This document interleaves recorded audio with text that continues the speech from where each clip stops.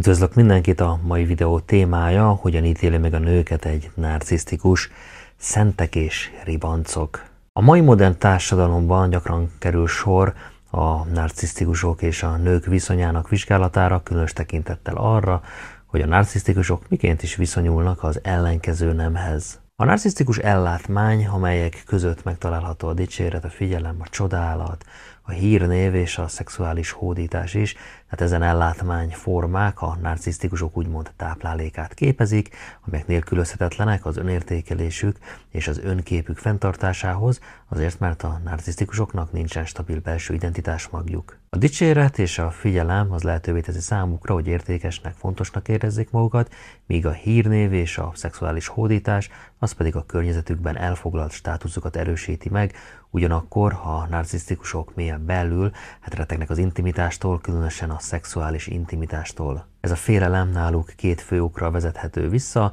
tehát egyrészt az intimitás az sérülékenységet, sebezhetőséget jelent számukra, amelyeket minden áron el akarnak kerülni, másrészt pedig az intimitás, az kölcsönösséget, egyenlőséget követelne meg, ezek pedig nem igazán egyeztethetőek össze a narcisztikusok alapelveivel. Ez a bonyolult viszony az intimitással aztán toxikus kapcsolati mintákat eredményez, a narcisztikusok hajlamosak arra, hogy partnereiket, azokat ellátmányi forrásként kezeljék, miközben kerülik az intimitást, ami távolságot és feszültséget teremt a párkapcsolataikban. A narcisztikus partnere gyakran érezheti magát kihasználva, érzelmileg elhanyagolva, mivel a narcisztikus az nem képes kielégíteni az intimitással kapcsolatos igényeket, és sok esetben szexuális téren sem.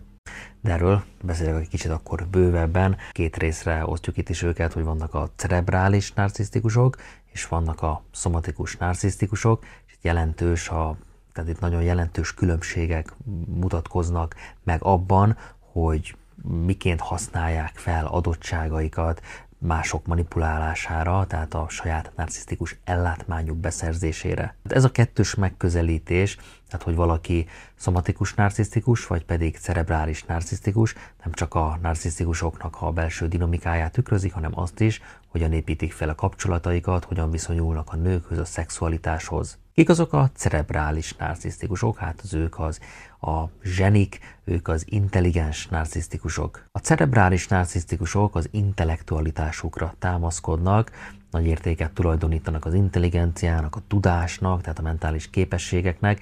Ezeket a jellemzőket használják fel arra, hogy lenyűgözzenek, manipuláljanak másokat, és ezáltal szerzik be a narcisztikus ellátmányukat. Az is fontos a cerebrális narcisztikusokkal kapcsolatban, hogy ők gyakran megvetik, vagy kerülik a szexuális kapcsolatokat, mert úgy vélik, hogy az intellektuális dominancia és a tudás az a legfőbb hatalmi eszköz, tehát számukra a szexualitás az alacsonyabb rendűnek, vagy kevésbé fontosnak tűnhet az intellektuális képességeikhez képest, így a szexuális aktivitást az gyakran másodlagosnak tekintik, tehát ez azt lehet mondani, hogy nem igazán egy fő szempont a cerebrális narcisztikusoknál. Aztán ott vannak a szomatikus narcisztikusok, ők azok, akik a testi adottságaik révén szerzik be a narcisztikus ellátmányukat, tehát nem az eszükkel, tehát ellentétben a cerebrális narcisztikusokkal, a szomatikus narcisztikusok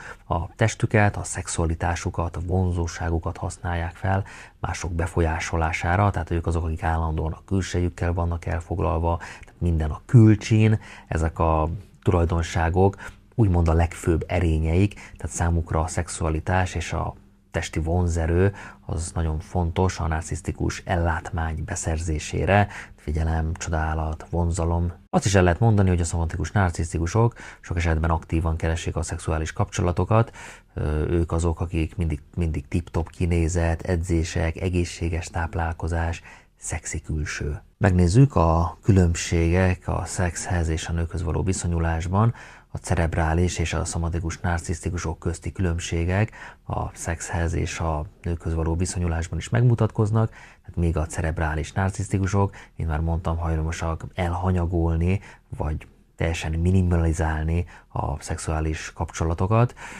a párkapcsolatban is, tehát a szexet, addig a szomatikus narcisztikusok a szexualitást, mint egy fő manipulációs és befolyásolási eszközt használják. A cerebrális narcisztikusok számára a kapcsolat, tehát ott az intellektualitáson, ezen van a hangsúly, tehát hogy a partner az mennyire éri el az ő szintjét, mennyire nagyon intelligens, kifinomult, művelt, tehát ez az, ami számít, míg a szomatikus narcisztikusoknál a nőket fizikai vonzalom, szexuális hódítás tárgyaként kezelik, tehát legyen nagy melle, lehessen vele villogni, felvágni, sok szex legyen, ne dumáljon annyit, ne kérdezősködjön, csak tegye a dolgát a konyhában, meg az ágyban is. Tehát a szomatikus narcisztikusoknak azt lehet mondani, hogy ennyi elég, nem kell több.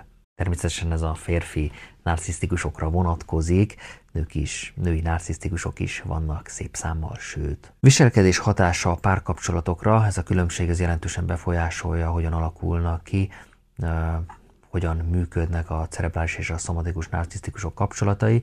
A cerebrális narcisztikusok kapcsolatai azok szexuálisan távolságtartóbbak, a párkapcsolaton belül, intellektuálisan viszont központi szerepet játszanak, még a szomatikus narcisztikusok párkapcsolatai, ott intenzívebb lehet már jóval a fizikai intimitás. A szomatikus narcisztikusokból hiányzik az intellektualitás, a cerebrális narcisztikus az elméjével hódít, ez a fontos neki, hogy egy intellektuális nő legyen mellette, a szomatikus meg a testével hódít, a kinézetével, csak és kizárólag a külsőségekre megy, saját magával, és természetesen a párjával kapcsolatban is. És akkor kezdjünk bele, a nők megítélése narcisztikus szemléletben. A narcisztikus szemléletben a nők megítélése különösen bonyolult és gyakran ellentmondásos, tehát a narcisztikus személyiségzavar jellemzői közé tartozik, amilyen gyökerező önértékelési problémák, amelyek a másokkal, különösen a nőkkel való kapcsolataiban is tükröződnek. A narcisztikusok hajlamosak a nőket két alapvető kategóriába sorolni, amely mélyen meghatározza azt, hogy hogyan is viszonyulnak hozzájuk. Tehát vannak a szentek, és vannak a ribancok, tehát ez egy eléggé éles kontraszt. A szentek. A szentek azok a nők, akikben a narcisztikus tisztaságot lát, megfelelő értékrendet, intellektualitást, szerénységet, visszafogottságot, megtestesíti számára a tökéletességet, formálható, alakítható, megváltoztatható, szabályozható, aki engedelmes, tiszteli a narcisztikus rendszerét, elfogadja. A narcizmus az érintettek számára az olyan, mint egy vallás, aminek megvannak a maga dogmái. A narcisztikus mit akar? Egy cinkos társat akar, akivel megélheti a fantasztikusnak képzelt világát, tele gyerekes csínyekkel, kalandokkal. A szent egy jó anya számára, egy olyan anya, aki neki sosem adatott meg, aki elfogadja őt teljesen, aki szereti, tiszteli, aki támogatja, aki bátorítja, aki gondoskodó, aki akkor is mellette marad, ha elbukik, aki kitart mellette, történjen bármi is, aki felnéz rá, aki nem játszmázik vele, aki nem megy bele a játszmába, hanem le tudja kezelni, aki tudja kezelni a narcisztikusnak a forrongó indulatait, aki vissza tudja fogni, aki irányt tud mutatni neki, akkor is, amikor ő már teljesen elveszett, aki visszarántja a realitásba, ha már nagyon nincs a jelenben. Tehát aki az anyja helyett is az anyja lesz. A szent az örökké szent lesz a narcisztikusnál, de a szent is csak egy epizód szerep lesz az életében.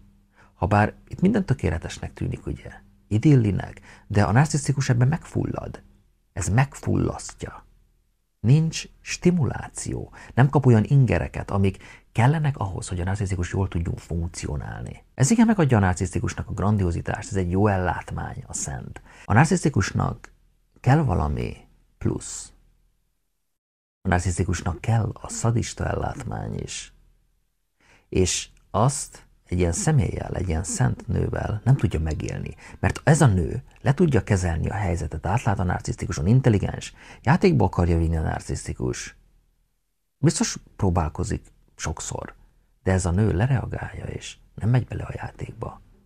A narcisztikus szorongása erősödik. Miért erősödik? Azért, mert nem tudja megélni a benne lévő szadista hajlamokat egy szent nővel. Nem tudja kiadni azt a rengeteg frusztrációt, feszültséget, dühöt, haragot, ami benne van. A narcisztikus ezt egy olyan valakivel tudja megélni, aki partner ebben, akit bevihet a boxringbe, és kedvére püfölhet, a Szenttel ezt nem tudja megtenni. Mert a Szent az nem vevő erre. A narcisztikust felemészti az állandósult belső konfliktusai, ha nem tudja időnként kiengedni a gőzt. Ott van a másik véglet, a ribancok. A ribancok a narcisztikusnak az erkölcstelen nők, akik részt vesznek a pervers szexuális vágyaikban is, tehát olyan nők, akik kaphatóak erre. A narcisztikus szemében ők mocskosak, megveti őket, lenézi őket, alázni valóak, kiéli szadista viselkedésüket rajtuk, megszégyeníti ezeket a nőket, folytonosan alázza, degradálja, mocskolja. A narcisztikus viszont ennek hatására erősnek érzi magát, csökken a szorongása, sokkal erősebbnek érzi magát, mint egy szent nő mellett. A benne lévő szadista hajlamok kiélése egy nő felett, akit mocskosnak lát, az az egyik legtisztább narcisztikus forrás, amit megkaphat. Minél tisztább az anyag, annál nagyobb a függősége. Ha a narcisztikus megtapasztalja a szadizmus a kiélését, teljesen függővé válhat. Függője lesz saját szadizmusának. A narcisztikusban nagyfokú pervers gondolatok is vannak mindenről. A ribancokkal meg tudja ezeket élni, meg tudja élni ezeket a gondolatokat, a valódi szexualitását, miközben fájdalmat okoz, kínoz, gyötör, aláz. Nem tiszteli a ribancokat semennyire, viszont a ribanc sem tiszteli őt. Milyen egy ribanc? Visszaszól, nem engedelmeskedik. A narcisztikus mit akar? Kontrollálni akar, de nem tud kontrollálni egy ilyen nőt. Mert a ribanc az vad, betörhetetlen, nem tudja kontroll alatt tartani. Azért, mert a ribanc kijátsza, kiskapuzik vele. Játszmázik a narcisztikussal. Minél inkább nem tud valakit kontrollálni egy narcisztikus, és az illető a ribanc kategóriában van, annál nagyobb szexuális vágyat érez iránta. Ha cerebrális, ha szomatikus, ez képes megfertőzni. A rabja lesz. De miért lesz a rabja? A narcisztikus önmagát hogy látja? Tökéletesnek, erkölcsös embernek, hibátlannak, istenségnek, aki tökéletes? Akkor miért vonza a ribanc ennyire? Miért gerjed egy ilyenre? Hát, azért, mert a narcisztikus valójában nem az, amit magáról gondol. Tele van elfojtott vágyakkal, vannak benne mélyen bűnös gondolatok. Tudat alatt projektál, rávetíti a másikra az elnyomott vágyait, a mocskos dolgokat, amik nem szentek, amik nem erkölcsösek, amik talán nem annyira elfogadottak társadalmilag. Tehát rávetít mindent a partnerére, mindent, ami nem a hamisén, az összes pervers szexuális fantáziáját is. A saját mocskos, erkölcstelen fantáziájába becsomagolja ezt a személyt, és megéli mélyen belül elnyomott vágyait. De miért csinálja ezt? Tudat alatt csinálja. Mert amúgy szégyelli, és ez nem egyeztethető össze a saját magáról alkotott idealizált képével. Ezek bűnös gondolatok, amiket az idealizált énkép miatt nem élhet meg. Ezért, hogy meg tudja ezt élni, kell valaki, akire ezt ki tudja vetíteni, aki ezt magáévá teszi, és megélheti úgy a narcisztikus, mintha neki ehhez az égvilágon semmi köze nem lenne. Projekció. Így megőrzi a saját idealizált énképét, a másikból pedig mocskos ribancot csinál, tehát ebben a felállásban is szenved a narcisztikus. Ha szent kategória ez a nő, ha ribanc kategória, a narcisztikus akkor is szenved. A szentnél nem tudja ugye már a szorongását kezelni, mert semmit nem tud magából kiadni. A ribancot meg teljesen megvadítja a narcisztikus, olyan lesz, mint egy mustang ló, akit nem tud betörni. Ettől pedig a narcisztikus meghűl, hogy a kontrollálhatatlant akarja kontrollálni. Viszont itt nem szorong a ribancnál. Kiad magából mindent, az állandó alázással, megfélemlítéssel, szadisztikus viselkedésével. Elősnek érzi magát, hatalmasnak, halhatatlannak. Viszont a narcisztikus legnagyobb büntetése, hogy semmi nem jó neki, legyen bárhogy is bármi, tehát a saját elméje áldozata, a rugalmatlan, hamis énje áldozata, amitől nem tud megszabadulni, a hamis én az ő fogvatartója. Sok narcisztikus választ maga mellé szent nőt, anya szerepre, de felemészi a szorongása. Míg más narcisztikusok az akaratos, impulzív, úgymond harcias amazonokat preferálják, hogy egy ribant szerepbe tegyék, és kínozhassák, alázhassák, tehát bevihessék a boxringbe, ahol püfölhetik, ezáltal a narcisztikus szorongása csökken, stabilabb lesz.